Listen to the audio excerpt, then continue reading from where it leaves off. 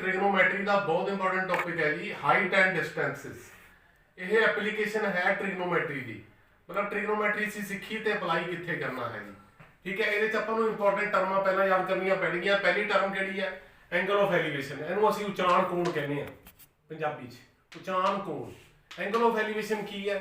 ਆਹ ਦੇਖੋ ਡਰਾਇੰਗ ਨੂੰ ਧਿਆਨ ਨਾਲ, ਇੱਥੇ ਸਾਡੀ ਅੱਖ ਹੈ, ਇੱਥੇ ਅਬਜ਼ਰਵਰ ਹੈ, ਇਹ ਉੱਪਰ ਦੇਖ ਰਿਹਾ ਹੈ, ਆਹ ਲਾਈਨ ਆਫ ਸਾਈਟ ਹੈ, ਉਹ ਬਿੰਦੂ ਤੇ ਅਬਜ਼ਰਵਰ ਹੈ, P ਨੂੰ ਦੇਖ ਰਿਹਾ ਹੈ, P ਆਬਜੈਕਟ ਹੈ ਮੰਨ ਲਓ। ਠੀਕ ਹੈ ਜੀ, ਤਾਂ ਜੋ ਐਂਗਲ ਆ ਸਾਡੀ ਲੈਂਡ ਹੋਗੀ, ਜੋ ਐਂਗਲ ਸਾਡਾ ਬਣੇਗਾ ਦਿਸ ਐਂਗਲ, ਇਹਨੂੰ ਐਂਗਲ ਆਫ ਐਲੀਵੇਸ਼ਨ ਕਿਹਾ ਜਾਏਗਾ। ਠੀਕ ਹੈ ਜੀ, ਉਸ ਚ ਕੀ ਹੈ? OP ਨੂੰ ਦੇਖ ਰਿਹਾ, ਜੋ ਐਂਗਲ ਬਣੇਗਾ I ਨਾਲ ਉੱਪਰ ਦੇਖਣ ਲੱਗੇ ਉਸ ਨੂੰ ਆਪਾਂ ਕੀ ਕਹਾਂਗੇ? Angle of elevation. ਅਬਜ਼ਰਵਰ ਨੀਚੇ ਹੈ ਜੀ, ਆਬਜੈਕਟ ਉੱਪਰ ਹੈ। ठीक है जी, देखो की है ए की है when observer raises his line of sight, जो observer अपनी line of sight ਨੂੰ ਉੱਪਰ ਨੂੰ ਦੇਖਦਾ ਹੈ। ਫਿਰ ਹੈਗਾ एंगल ऑफ डिप्रेशन, ਨਿਮਾਣ ਕੋਣ ਜੀ। ਨਿਮਾਣ ਕੋਣ ਕੀ ਹੈ? ਜਦੋਂ ਤੁਸੀਂ ਨੀਚੇ ਨੂੰ ਵੇਖਣਾ ਹੈ। ਆਹ ਡਰਾਇੰਗ ਦੇਖੋ ਜੀ, ਦੇਖੋ ਅਬਜ਼ਰਵਰ ਕਿੱਥੇ ਹੈ, I ਕਿੱਥੇ ਹੈ, ਅਬਜ਼ਰਵਰ ਇੱਥੇ ਹੈ। ਜਿਵੇਂ ਆਪਾਂ ਇੱਕ ਛੱਤ ਦੀ ਇੱਕ ਮਕਾਨ ਦੀ ਛੱਤ ਤੋਂ ਨੀਚੇ ਦੇਖੀ ਜਾਂ ਇੱਕ ਟੈਂਕੀ ਤੋਂ ਨੀਚੇ ਨੂੰ ਦੇਖੀ। ਠੀਕ ਹੈ ਜੀ, ਅਬਜ਼ਰਵਰ ਕਿੱਥੇ ਦੇਖ ਰਿਹਾ? ਲਾਈਨ ਆਫ ਸਾਈਟ ਨੀਚੇ। जो एंगल फॉर्मेशन होगी अल्फा, ਉਹਨੂੰ ਆਪਾਂ ਕੀ ਕਹਾਂਗੇ? एंगल ऑफ डिप्रेशन ਜਾਂ ਅਸੀਂ ਕਹਾਂਗੇ ਨਿਮਾਣ ਕੋਣ। ਪਹਿਲਾ ਉਚਾਣ ਕੋਣ, ਫਿਰ ਨਿਮਾਣ ਕੋਣ। Observer is on the higher attitude, it is on the higher attitude और at a height than object. Object ਇੱਥੇ ਮੰਨ ਲਓ, ऑब्जेक्ट ਉਰੇ, ऑब्जर्वर ਉਰੇ। ਠੀਕ ਹੈ ਜੀ, ਉਹ ਕੀ ਹੈ? ਸਾਡਾ एंगल ऑफ डिप्रेशन ਜਾਂ ਨਿਮਾਣ ਕੋਣ ਉਸ ਨੂੰ ਕਹਿੰਦੇ ਆਪਾਂ। ਇਹਦੇ ਚ ਇੱਕ ਗੱਲ ਯਾਦ ਰੱਖਣ ਵਾਲੀ ਕੀ ਹੈ? Always angle of elevation equal to angle of depression, दोनों बराबर होंगे ने। तो एक गल होर याद रखना भी की है, दोनों एक्यूट एंगल होंगे। एक्यूट एंगल का मतलब की है लैस दैन 90 डिग्री, हमेशा 45 30 60 इस तरह। हुण एक रिलेशन असीं देखांगे किहड़ा, देखो जो आह ड्राइंग है साडी AOP, ये किहड़ा angle of elevation, AOP angle of depression है। AOP angle of depression is equal to OPH angle of elevation. ये ऑलवेज की होंगे ने? बराबर होंगे ने जी। देखो इस की है टॉपिक साडा हाइट एंड डिस्टेंसेस, उचाण कोण, निमाण कोण जी। ठीक है जी, उस च की है दोनों की डेफिनेशन और दोनों बराबर होंगे ने, दोनों एक्यूट एंगल ने।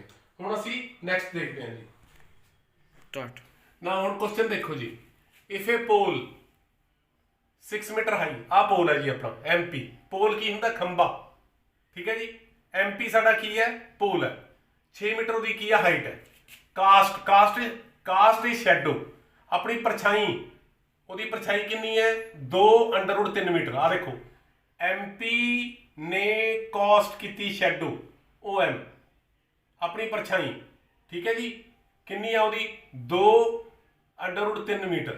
ठीक है जी, फाइंड सन एलिवेशन, आ एंगल पता करना। ठीक है जी, दिता की है सानू? हाइट दी है पोल की 6 मीटर, शैडो की हाइट कितनी दी है? 2√3 मीटर दी है जी। एंगल ऑफ एलिवेशन असीं पता करना है। सानू परपेंडिकुलर देता, बेस देता, MP अपॉन OM, आपां नूं पता बराबर किहदे हुंदा है? tan थीटा दे। Perpendicular upon base. ठीक है जी, tan थीटा बराबर, हुण परपेंडिकुलर कितना दिता है सानू? 6/2 √3। आ देखो, ठीक है जी, 2 3 का, तो 3/√3 आ गया ना जी। ਇੱਥੇ ਅਸੀਂ ਰੈਸ਼ਨਲਾਈਜ਼ ਕਰਤਾ, ਉੱਪਰ √3 ਨਾਲ ਮਲਟੀਪਲਾਈ ਨੀਚੇ ਵੀ। ਠੀਕ ਹੈ ਜੀ, √3 ਨੂੰ √3 ਨਾਲ ਕੀਤਾ ਕਿੰਨਾ ਆਇਆ? 3 ਜੀ। ਤਾਂ 3 3 ਨਾਲ 3 ਕੈਂਸਲ, ਕਿੰਨਾ ਆਇਆ ਜੀ? ਇਹ √3। ਤਾਂ ਥੀਟਾ ਕਿਹਦੇ ਬਰਾਬਰ ਆ ਗਿਆ ਸਾਡਾ? 60 degree. That is tan of 60 degree. ਇਹ ਸਾਡਾ ਕੀ ਆ ਗਿਆ? ਇਹ ਸਾਡਾ एंगल ऑफ एलिवेशन आ ਗਿਆ। ਨਾਓ क्वेश्चन देखो जी, ਇਹ लैडर मतलब पौड़ी 15 मीटर जी। ठीक है, long makes an angle of 60 degree. देखो लैडर एक पौड़ी 60 डिग्री का एंगल बना रही है विद दी वॉल की है साडी? आ वॉल है जी। ओ MP साडी वॉल है, दीवार। इहदे नाल कितना एंगल बना रही है? वो 60 डिग्री का जी। ठीक है, फाइंड द हाइट, आपने हाइट पता करनी है of point where ladder touches the wall. असी हाइट किहड़ी पता करनी है? दिस x पता करना है, MP पता करना है। देखो पौड़ी टच होगी वॉल नाल, वॉल नाल कितना एंगल बना रही है 60 डिग्री का। ਆਪਾਂ ਨੇ ਹਾਈਟ ਪਤਾ ਕਰਨੀ ਹੈ। ਆਪਾਂ ਜਾਣਦੇ ਹਾਂ ਕਿ 90 डिग्री ਦੇ ਸਾਹਮਣੇ ਵਾਲਾ ਕੀ ਹੁੰਦਾ ਹੈ, ਹਾਈਪੋਟੋਨਿਊਸ ਹੁੰਦਾ। ठीक है, देयरफॉर सानू हाइपोटेन्यूज देता। ठीक है जी, एंगल देता, एंगल कितना 60 डिग्री देता। आपां ने MP पता करना है। जे असीं ध्यान नाल ओ MP ट्राइंगल नूं देखीए तां ये की है, राइट एंगल ट्राइंगल है। ਇਹਦੇ ਸਾਹਮਣੇ वाला हाइपोटेन्यूस हो गया, जो एंगल ऑफ एलिवेशन ਦੇ ਨੀਚੇ वाला ਉਹ ਕੀ ਹੋ ਗਿਆ, बेस हो गया। तो ਇੱਥੇ ਅਸੀਂ ਕੀ ਕਰਾਂਗੇ, MP ਸਾਡਾ ਕੀ ਬਣ ਗਿਆ, बेस बन गया। फिर आप की करेंगे, इतने कॉस का फार्मूला लावांगे। इत्थे यही ध्यान रखना है भी असी फार्मूला किहड़ा यूज करना है, टैन यूज करना है, साइन यूज करना है कि कॉस। हुण देखो इत्थे कॉस क्यों आया, क्योंकि सानू बेस पता करना है, यानी कि हाइट, ये दरअसल हाइट है। तो बेस किहड़ा बन गया, MP। तो कॉस 60 डिग्री बराबर की है बेस अपॉन हाइपोटेन्यूस। बेस कितना साडा x, हाइपोटेन्यूस कितना है 15 मीटर। कॉस 60 आपां नूं कितना हुंदा 1/2। ठीक है जी, 1/2 is equal to x/15। Cross multiply करांगे तो x कितना आजू साडा 7.5 metre, which is the height of the wall.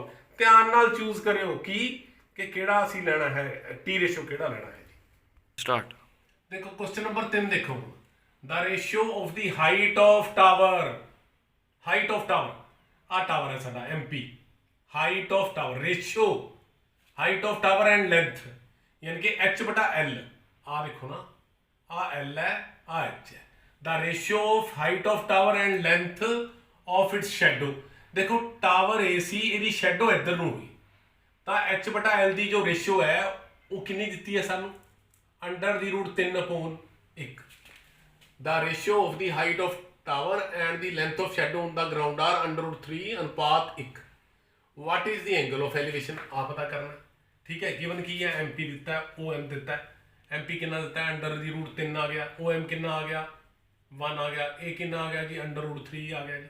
ठीक है, पता की करना है, आ थीटा पता करना है आपां। MP/OM बराबर किहदे हुंदा है, परपेंडिकुलर अपॉन बेस बराबर किहदे हुंदा, tan थीटा दे।